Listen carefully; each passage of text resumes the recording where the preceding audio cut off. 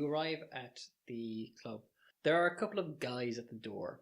They are lounging in suits that don't fit them very well, and they have somewhat conspicuous bulges. They don't stop you at the door, but they definitely give you a look, up and down. When you step inside, you can see, like, it's still the middle of the day, but the place is nearly entirely in darkness. It's all very low, dim lighting. There is a lounge singer who is rehearsing up on the stage. There are a couple of waitresses who are getting the place in order for the evening. There's a few, you're guessing, regulars at the bar, but significantly in one booth you can see Marshy kind of sitting down eating. It looks like some kind of a pasta dish. Yeah. With a large glass of red wine beside him. He has that wonderful large white napkin tucked into his collar, and when he sees you, he smiles broadly, revealing like the nightmarish remains of the pasta dish smeared across his mouth. It smeared across his remaining teeth. Vivian, hey, take a seat. This incredible. Do you want some? I'm good, thank you very much. Are you sure? I mean, like... No, I'm not. I will totally have some of that, actually. Looks good. Hey, Julie. Free food, don't turn it down. For the lady here. And a glass of wine? Red? Yes, Try please. It's got a wonderful aroma to it. Really nice vintage. Well, I've come here with something I think you'd like. Some information. I'm all ears. You know the way you said George never came out of that building? Yeah. Not by the front, anyway. Mm. Well, it turns out nobody else has a key to the back, except for the Mr. Boss there. Oh, Fuller guy? Yeah. Right. Alright. So there's no way George could have gotten out the back. It's not being tampered with. So you're saying he's... still in there. Like, or at least Fuller knows what's going on. Like, Fuller's hiding them? Or... Maybe? All Apparently Fuller took interest in his gizmo whenever that night, and has taken it and locked it in the safe, so maybe he saw something in it that he wanted. Now this gizmo, I know the kid was like all about putting this thing together, but I presume it'd be worth a certain amount of money, correct? Honestly, I have no idea. I don't know if it works. It's a bit kooky if it does. You got a very select group of people that would be bothered with it. Let's just say at this point in time, I'm willing to recoup my losses however I can. It might be worth something if you can sell it right to the right person. So, are you suggesting that maybe you and I have, like, I don't know, a shared interest in speaking to this Fuller character? I think we might, but do you know what? With that thing of this being worth money, I think the best person to sell it would be George. So if you want to get the most money for it, you're going to have to let him sell it and then take it off him. Look, I have no interest in doing anything except get the money that is owed, okay? And I'm just clearing that up beforehand, that he might be better off, with all his hands in perfect working order, handing you over some money, as opposed to with some broken fingers and you getting less for it. Let's not just get too ahead of ourselves here, but I think we're in the same general ballpark at any rate. Look, alright then, well then, how about then me and you have a quiet conversation with this Fuller character maybe tonight? Yeah, his people should be cleared out of there by 7. They've been saying he's been working after them and has been unusually strict on getting them out of the place. Alright, well then, say we meet for like, I don't know, 6, there's like a diner on the corner of the block. Yep, been there today. Alright, so we meet there, we scope out the place, make sure everyone's gone, and then we can take a nose around, eh? Yeah, sounds like a good idea. Perfect. So, are you doing anything else though before finishing that my evening? dinner. You finish your dinner. All right. He makes very pleasant small talk. Okay. He makes pleasant chit chat. The lounge singer is quite good. Yes. You suspect that as a club, this is probably quite a nice club. It may not be nice whenever you can see everything. The lights are up. That is traditional, though. That's just in keeping in character. Yeah. All right. Is there anything though you would like to do over the course of the remaining hours in between though? I'm going to say that you have the meal, you depart, Marty wishes you adieu, and that he'll see you later on. Is there anything you want to do just before you have that meeting later tonight?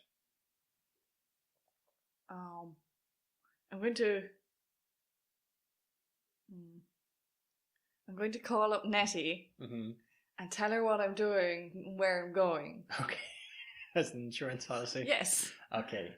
She's like going, I feel like I should strongly advise you not to do this, Vivian. It's not that big of a deal. Okay, the man that you're going to meet this Fuller character with is called Marty the Mouth. Any situation where you're spending time with anyone called Marty the Mouth seems inadvisable, Vivian. Well, it means he's going to be hit before I get hit. And then I can run away.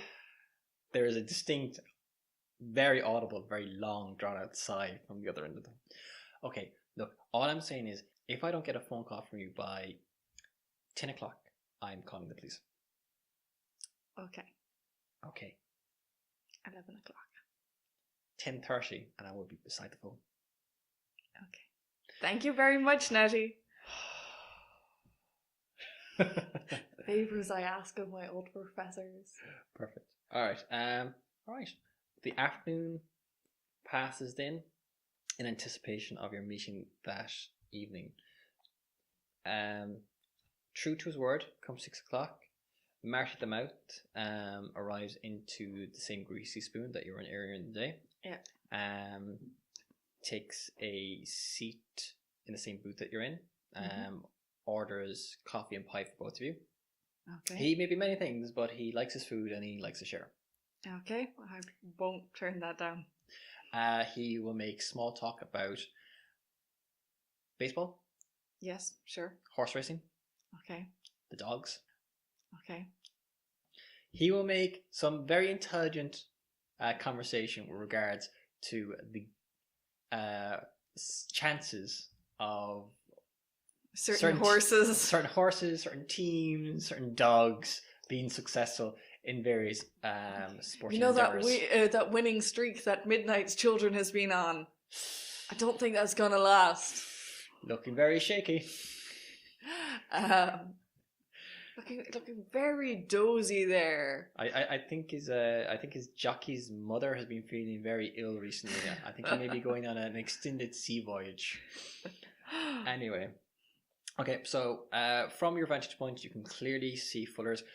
By about 10 to 7, you think all of the employees are gone, and you see Fuller himself at the door, closing it up, and you're guessing locking it. Okay. On the inside. There's still a few people knocking around. Marty seems to caution going over too soon. Yeah. And he gives it about another hour before he kind of gives the nod if you want to kind of make a move. Yeah, okay, I'm gonna I don't know that much about breaking into buildings. Sure. Totally. Okay, you cross the street with Marty, follow the alleyway down the side of the building and make your way to the same door that you'd scoped out earlier in the day. It takes you a matter of like a minute to actually have the door jimmied opened. Okay. Marty looks on somewhat kind of bemused at this, but he kind of gives you a look that you feel kind of indicates a degree more respect on his part for you. Okay. As you expertly pick the lock. Okay. And you find yourself stepping inside of what appears to be a storeroom, which is completely in darkness. You know that the storeroom is at the rear of the shop. Yeah. It is in darkness. However, there is a door leading from it into the main shop floor, and from around the door you can see the flicker of light. So there is clearly lights on in the main shop floor. Yeah. There's also a hum, which is weirdly out of place because it's not mechanical. It sounds kind of organic, high-pitched. Okay. I realised I definitely should have taken that time to pick up a blooming torch. You can have that. You can have that. Yeah. You have. Yeah. I'm not going to make you roll. Okay, that. cool. I'm happy enough to say that you have. When that. I was breaking in, I did decide to bring a torch. That's okay. I'm happy enough to give you that. You can see that there is, because the door frame itself kind of allows enough light for you to make it out. You can also see that there is a keyhole that you would be able to probably see into the room partially from it. So, how are you moving forward? I'm going to take a good look around this room first. Inside of this room seems to be what you'd expect. There are rows and rows of shelves which are filled with cables, boxes filled with parts, containers that seem to hold an assortment of bits and bobs, spare tools, everything you'd expect. This seems to be the storeroom for the shop floor itself. There are a few items of electrical appliances that may have not been collected or which have been like scavenged for parts that are discarded in one corner. That's about the height of it. Okay, so when you said flickering lights, is that normal flickering lights or power outage flickering lights? At the moment it seems to be normal, but it's a little hard to like. It's It's a crack in the door. It's a crack in the door. You can't make out too much at the moment. Yeah. Okay, so I'm going to go over and I'm going to take a look through the keyhole. Okay, so as you look through the keyhole, you can see that because the storeroom is underneath the office, it's kind of positioned more or less a little bit off to one side of center, and as you kind of like try to take in the room properly, you find yourself kind of like, initially you don't see anything, but then as you kind of move your head so you're looking towards more the center of the room, you realize that a space has been cleared. In the shop floor, there's a chair in the center of the floor now in that cleared space, and tied to that chair is Charlie. Is Charlie? Yeah. Okay.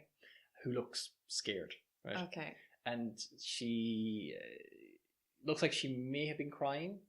But there seems to be like a kind of a conversation which you can kind of make out going on between her and somebody else.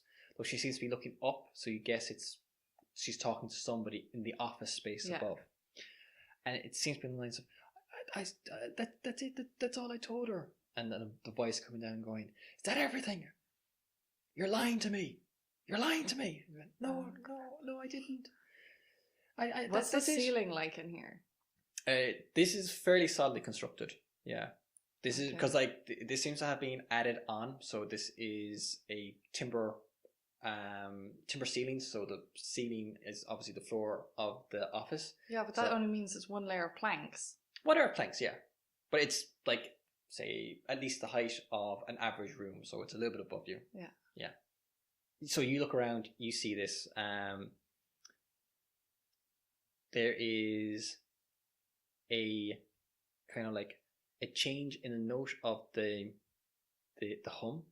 Yeah. It seems to intensify, and as it does, the lights out in the actual shop floor start to flicker. Okay. And a couple of the lights seem to just like go as if a breaker's been flipped somewhere. Okay. And with that, right, you suddenly see a change happen in the air outside.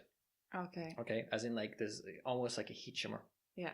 And suddenly you can see creatures in the air around Charlie, like moving through the shop floor. They're bizarre, blobby, luminescent. The first thing that comes into your mind is jellyfish or something like that, but even fucking that jellyfish. even that seems like insufficient to describe them. And those are the big ones. Yeah. You can see other smaller ones that seem to kind of flit through the actual air almost in shoals, and stranger ones that seem to kind of like glide up through the floor up towards the ceiling. All of them kind of like semi-luminescent, lights changing inside of them. Some of them with like tentacles, others with almost fronds kind of dangling underneath them. It's bizarre. It is actually just beyond anything you've seen before. And you see one of them in particular seem to kind of come into focus, as in like it seems to be whatever this effect is seems to be somewhat localized, right? And it seems to float slowly into that space, and you can see that it in particular has these long, thick tendrils covered in suckers with what look like barbs in the center of them, and you recognize the shape of them and the pattern of them. Yeah. And it seems to be particularly thick, and as these things go, like muscular. Yeah. As in, it seems to have some kind of like there's an internal structure to it that you can see through its skin that seems to be pulsing, and it's approaching Charlie. Okay. Who is now screaming in terror. So, here are your options. All right. Okay. So, do you want to look away from what's happening? All right. Or do you want to try and burst in and rush to the rescue? I'm pretty sure I'm going to do the rush to rescue one. Okay. Can I have preparedness to have a knife on me? Not a big thing, but like something that could cut ropes. Give me a preparedness roll. I'm going to say for this, it could be a pocket knife, so I'll give you a 3+. Yeah. Okay. Oh, crud. No, I don't. As it goes to your mind, you wish you had slipped that knife. You wish you'd slipped the knife that Esteban gave you many, many months ago and told you that you should always keep it on your person because you never know when you might need a knife. Damn it, Esteban, I thought you meant in the woods. Alright, so you throw open the door and rush in? Yeah. Okay. The door isn't locked. It's not locked on the inside. So, you throw open the door and you rush in. However, you are obviously rushing in to this scene that is completely beyond anything that your mind can even fathom in some respect. So we're going to have a challenge. Okay. Right. Okay. So you're rushing in to try and save Charlie. Yeah, and I'm trying to dodge every glowy thing. So I'm going to ask you to make a stability check. This challenge is called the Chem from Beyond. This is an advance on a 10+. Okay. So I am taking a penalty if you offer me one. I cannot offer you one in this particular instance. Oh, crud. Yeah. So how many dice do you have for this? 2. 2? Okay. Is there any edges that you have that would allow you to spend anything extra on a stability test? No. Okay. Then make me a roll. Let's see how we get on. 4. And? Come on. 6. 6! And we have a 10. 6! Congratulations. All right. Advance, 10+. Sure, nobody else has escaped the situation, but they didn't have all the facts. Hold it together, girl, and you can pull through. All right. So, you I rush know out. that they are evil. Yeah. And that they will kill me. And that they will kill Charlie. Yes. Behind you, you hear Marshy kind of like, because he'd been taken completely by surprise by your accent, kind because of squaring I did nothing to show him that there was anything. What the hell? And he kind of rushes to fall on your step, and then kind of like he comes to a screeching stop and goes, "Jesus Mary, Mother of God!" And he kind of staggers, and you hear a kind of a thump, as it seems Marshy's constitution was not strong enough. Yeah, Marshy is overwhelmed with what he sees. You rush over to where Charlie is, like screaming and crying and sobbing. What do you do? I try and untie the knots. Okay, give me a... Or would the chair break easier? The chair break easier. It's hard to know. I think this is a cool test. Cool. Yeah, okay. give me a cool test. And on a 4+, I think Knots. on a 4+ you can get the knots untied because you rush over and she's securely tied, but at the same time you have held your nerve. So Yeah. it's just a matter of like keeping your head. 6. All right, you rush over to the chair.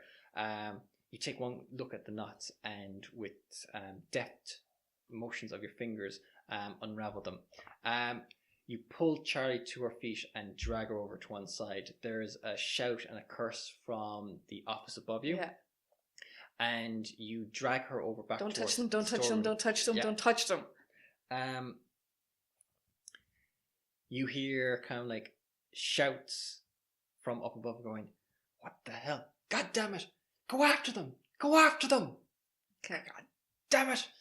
Okay, I'm running for the storeroom door. Yep. Kick Marty. Yeah.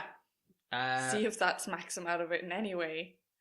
Okay, so you drag Charlie along with you. She's kind of like she's sobbing but running along. She's completely like terrified for her life. You get to the door. You kick it closed after you. Smack Marty, who's kind of like going, "What the hell?" You were blooming useless, and drag them both towards the end door. Okay. Yeah, you get them both out into the alleyway. All right. Okay. I'm I'm going to stand either side. Marty, stand that side. There's people coming after us. Marty kind of like shakes his head, then reaches inside and pulls out a gun from inside of his lapel. Okay. Yeah. He gives you a look and goes, "What the hell was that?" Spirits from beyond. That whatever the machine makes. Right. What? I mean, There's going to be people coming after us. Charlie is kind of there, and she's kind of coming around to her senses. She's like holding on to you. She's got her arms wrapped around you, and like going, "No, he's in there on his own. He's in there on his own." George is in there on his own. No, Fuller. Fuller. He's in there on his own. Yeah. So what is he saying? Go after us. I don't know. Maybe the things. I don't know. He's mad. He's gone insane. He's crazy. He had George's device. He had it on. He did something with it. I think that's where those things come from. Okay. She stammers for a moment. Yeah. You think you could probably snap her out of this if you want. All right.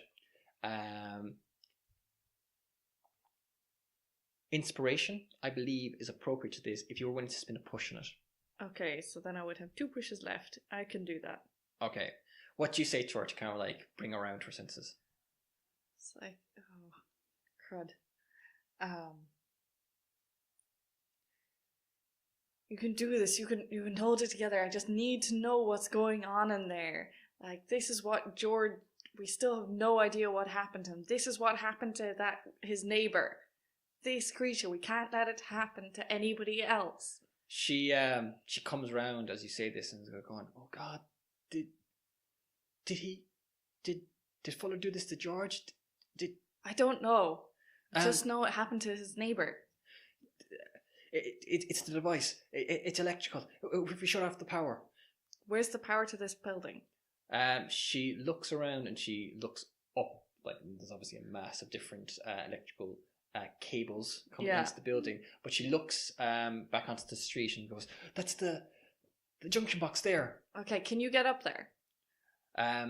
Marshy, who's been listening to this conversation, is going, "I think I've got a better idea."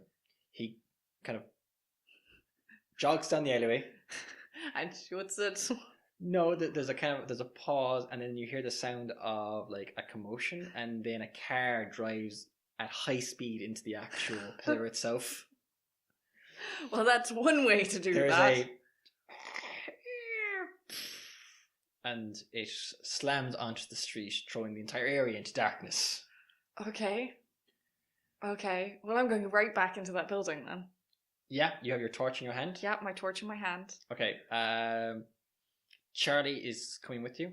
If she follows me, Yeah, she will. Cool. Yeah, you have. latch on to whoever's closest. Yeah, she grabs a hammer off one of the racks inside the storage room. Okay. Hammer Hammer is good. she- I will grab one too. You step out into the shop floor again. Yeah. You hear some kind of muffled cursing coming from upstairs, like someone's trying to move around in the darkness. However, the Okay. entire building is pitch black at the moment. So get up the stairs as quickly as possible. You rush over to the stairs. You know where they are. As you come up, you can see like a dim flicker of light, like someone's holding onto a cigarette lighter. Yeah. And your torch beam crosses over to a figure who you have not seen before. Yeah. Standing in the center of the office beside a odd-looking device that's he's set up on top of a table. He looks around at you, completely caught off guard. Yeah. He's like going, "Who are you? You can't be in here." Okay, tackle him. Okay, right. And you charge forward. Yeah. All right. In this particular instance, we're going to use a challenge called Fighting Off Fuller, which I believe Okay. is appropriate. And the advance on it is 4+. Okay. Okay, cool. All right. Yeah, with fighting? With fighting. And do you have an edge that you wish to spend on this? That's for athletics. Okay. So 5. 5. So you succeed, and you also Get a get pushback. a pushback. Yeah. So on the advance of 4+, whether it's righteous anger or self-preservation, you unleash everything you've got and either knock Fuller out or secure his cooperation. So tell me how you deal with Fuller. I tackled him, like, round the waists, like, Knock him to the crashing him head backwards onto the table. Yeah. Or flat floor, whatever he hit first. Perfect. Wind knocked out of him completely, possibly a bit dazed from his head hitting whatever Done. the first solid surface was. He's completely taken off guard. He did not see this coming. He kind of lies there on the floor. Flip him over immediately and put him in an arm lock. Yeah, you have him pinned. Yeah, there's a little bit of blood in the back of his head. He's growing signs like going, "Oh, please, get off me, please." No. Oh, God, damn it. Oh. Why did you go after Charlie? He's silent for a moment, and then Charlie's there beside you, and Yeah. she starts, screaming abuse at him, like going, "What are you doing? You're trying to kill me, you bastard, you rat bastard. What did you do to George?" Yeah. He seems to kind of like resign himself Yeah. to a situation. "Look, I didn't kill George. He killed himself." How? What? Why? When? He Where? messed up. His little miracle machine didn't do what he thought it was going to do. He thought he was going to see the dearly departed, but instead, I don't know. It attracts those things you saw downstairs. I don't know where they come from, but his device, they seem to, I don't know, call them or something like that. Thing is, though, George didn't know that when he turned it on. Well, some of them, they don't seem to do any harm. They don't seem to have any interest in us, but some of them, they're hungry. And George learned that the hard way, or his neighbour did anyway.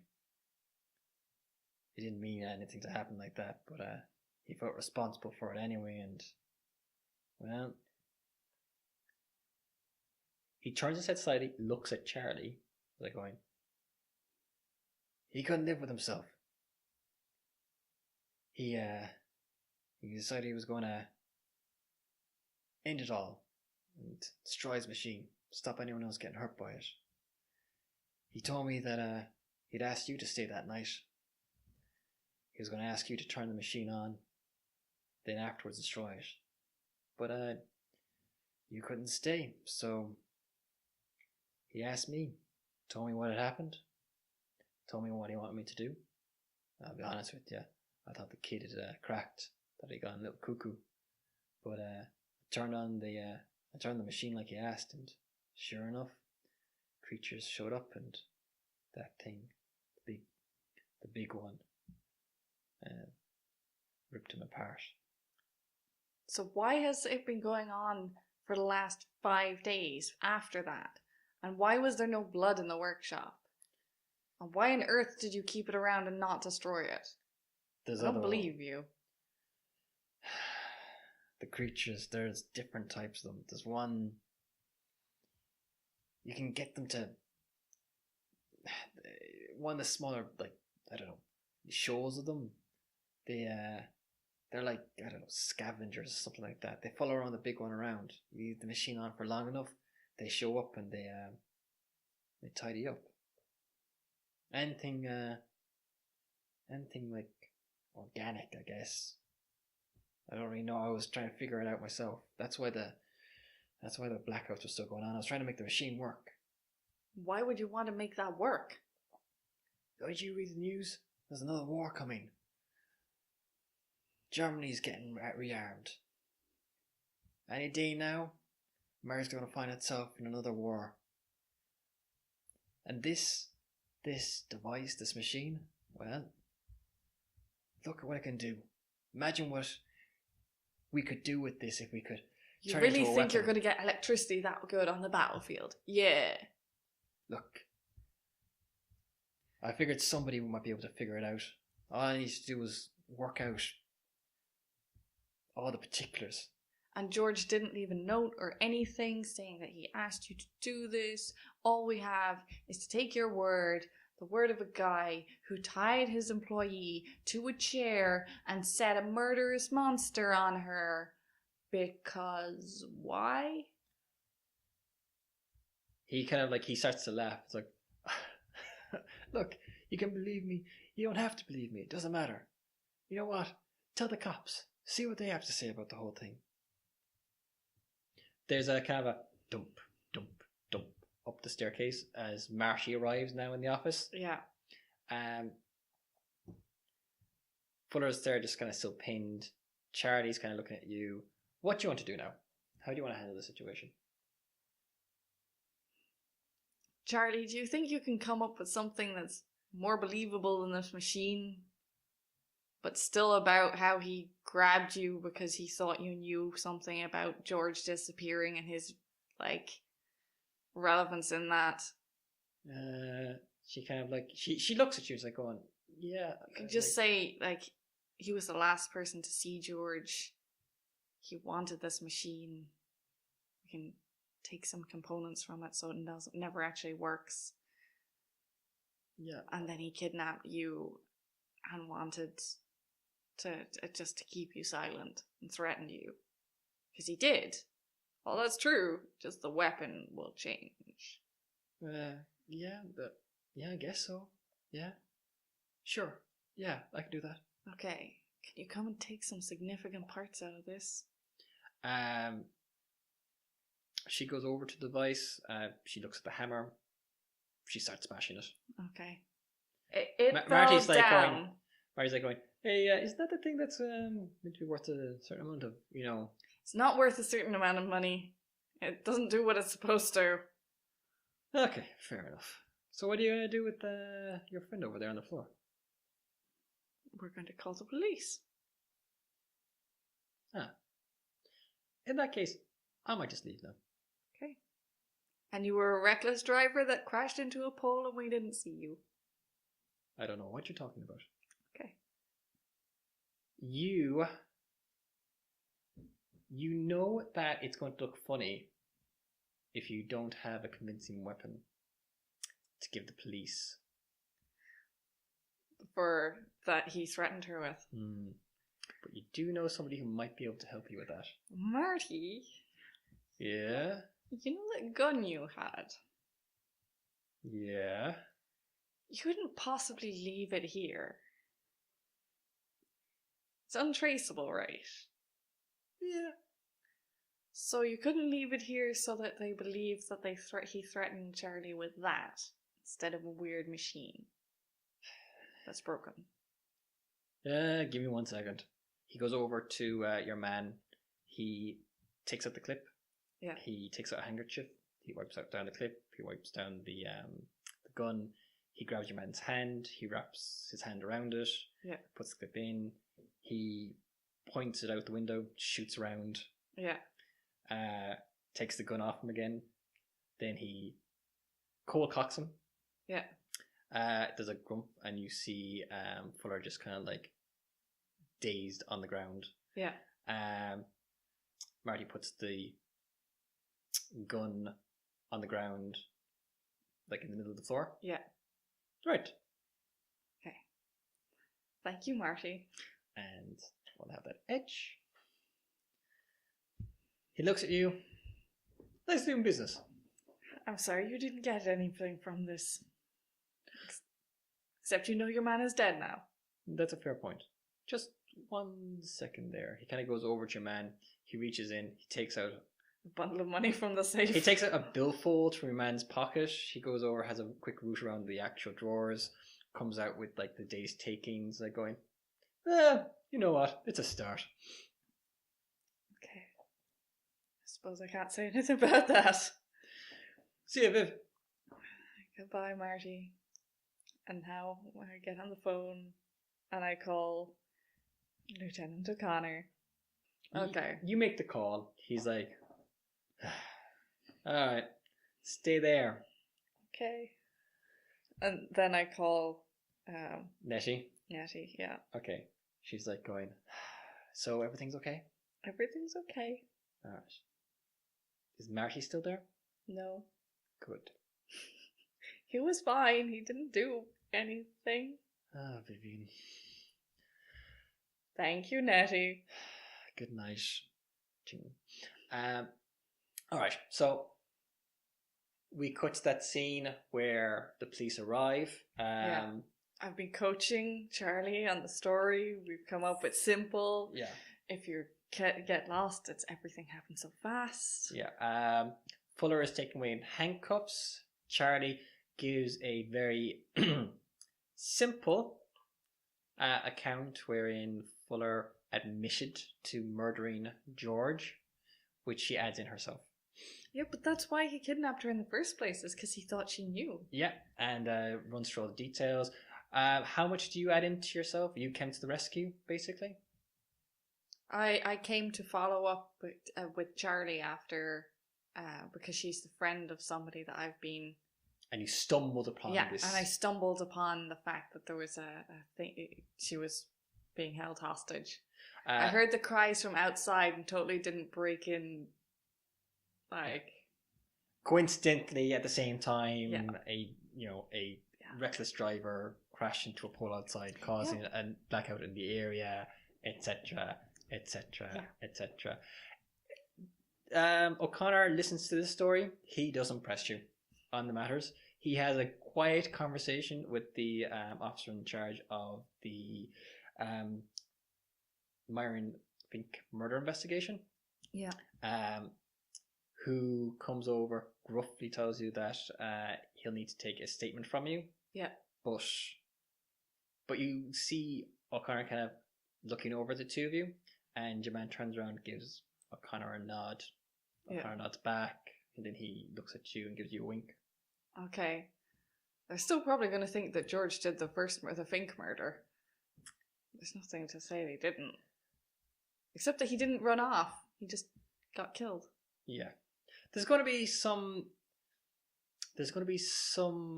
questions left unanswered with this one. Yep. But that's better than them thinking he was an out-and-out murderer. That's true. So I think we'll cut from there, right? What do you have to do then? So I go back to the office and I write out my story. And it's about how this guy, George, he made this spirit radio, or he was trying to make a spirit radio. And it got a couple of people just really obsessed with it. You know, the kind of weirdos. Mm-hmm. And after the mysterious death of his next door neighbor, which is still unsolved, his boss the next day was one of the people who was obsessed with the radio, and he killed George for it, thinking that he could speak to the dead, and then cleared everything up and made everyone think that George had done a runner and was the suspect in the case for the murder or the death of his next door neighbour. Which was entirely unrelated to this? Which was entirely unrelated to this. Okay, perfect, yeah, alright. It was a weird coincidence. If it wasn't for the fact that he disappeared the day after, no one would have thought he was involved. You make the case very compelling, yes? Yeah, it was like, how is a tiny little electrician going to rip someone apart and then poison them? When you put it with like rare that. venom. When you put it like that. Oh, and you go into all the lovely gruesome details that the public want to know about Fink's death, just so that you can stress how unlikely it is that this little bland electrician man could do it. Okay. So that wraps up all the loose ends, in a sense. I mean, like, it leaves Fink's death unaccounted for, or unexplained. Yes. But you can't explain that one. You can't explain that one without saying that the machine works, and you don't want anybody to know that that machine can do that. Well, here's the thing. Do you have all the schematics now? No, I'm still missing some. So they would have been upstairs in Fuller's safe. So is that something you would have attempted to retrieve before the police arrive, or are you just kind of calling it a wash and just... I'm calling it a wash, and I'll burn my versions, and they will have like 2 little bits of information. Perfect. About a machine that they don't think works. And what you tell CD? The exact same story I'm spinning to the press. The exact same story. Okay. She's obviously upset by the fact that George apparently is dead, but she's relieved that he's not a murderer. That he's not a murderer, and that she wasn't just left.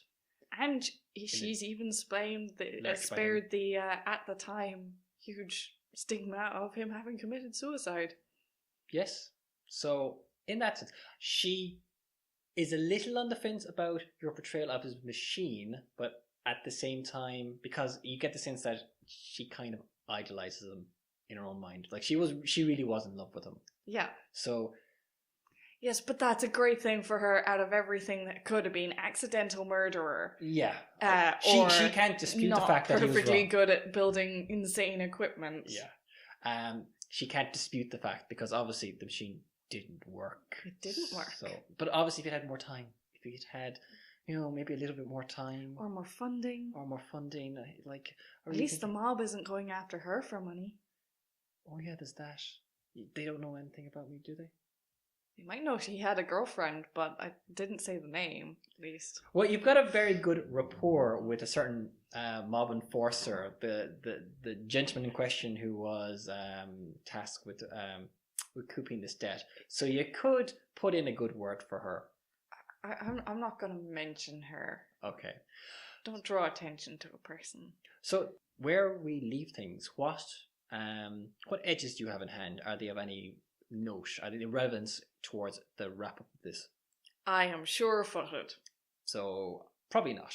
No. In relation to your problems, what one do you have left at the end of this? I have hand to mouth. Hand to mouth. So read out hand to mouth to us again there. Hand to mouth. You got into this line of work to make a difference, not to make dough, but even with the odd work you pick up around the office, you'll never know if you have next month's rent. Okay. So I don't think that you make any significant sums of money out of this. You have an excellent story. You've got a great scoop.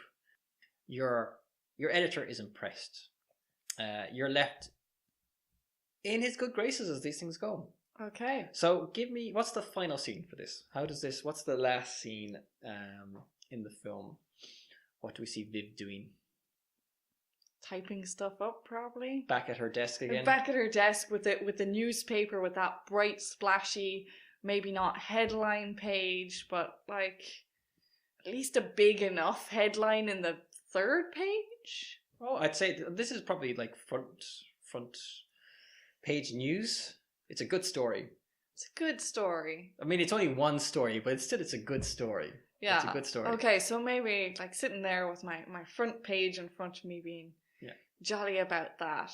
Sadie walking away towards the elevator, having, being told what happened, face to face by yourself. Yeah. Sadie walking away to the elevator. Don't know what's going to happen to that electric repair shop. Though their boss did just get arrested. They're probably all out of work. So are you thinking about Charlie at the moment? Charlie is a nice girl. Yeah. And you don't talk about nice girls. Okay. That's rude. So you're not going to give her a call? You don't talk about nice girls. All right. That's rude and none of your business. However, as you're there looking at her number, yep, and thinking about this, one of the office boys comes over to your desk, is going, Miss Sinclair, this all right for you? There's a little small wooden case with a bow wrapped around it. Okay. It didn't have a card. Okay. So you open up. Inside there is a bottle of red wine. It's wrapped in straw and there's a little note from it. Yay. Yeah. Okay. From Marty to Viv. Here's looking at you. Great. I have mob connections now. Fun. And that seems like a good place to end this. Mob and electrician connections. Always very handy. Yep. Especially in New York.